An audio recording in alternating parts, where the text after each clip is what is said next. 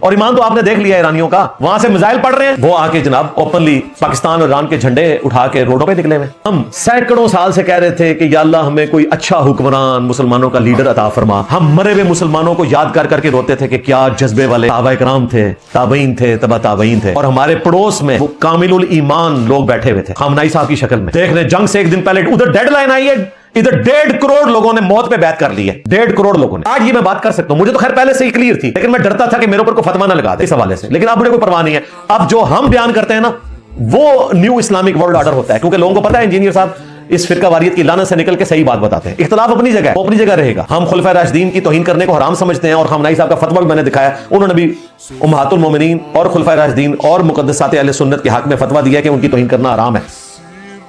Number 1 یہ فتویٰ دیا. نمبر 2 فتویٰ دیا کہ آپ اہل سنت کے پیچھے نماز پڑھیں, امام کعبہ کے پیچھے بھی نماز پڑھیں, الگ سے اپنی نماز نہ پڑھوائیں. ایون اگر ہاتھ باندھنے کا بھی کہیں تو ہاتھ باندھ کے بھی نماز پڑھ لیں. حالانکہ شیعہ کے نزدیک یہ تھا کہ ہاتھ باندھنے سے نماز ٹوٹ جاتی ہے. خامنہئی صاحب نے کہا کوئی نہیں ٹوٹتی.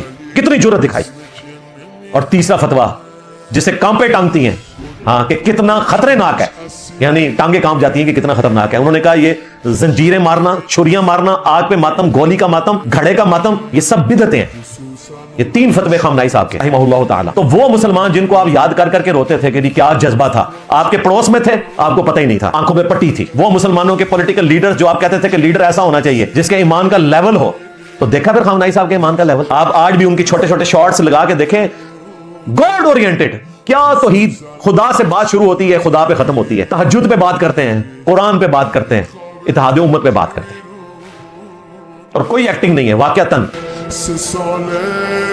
دختری مجروح, 3 سال دختری پیره,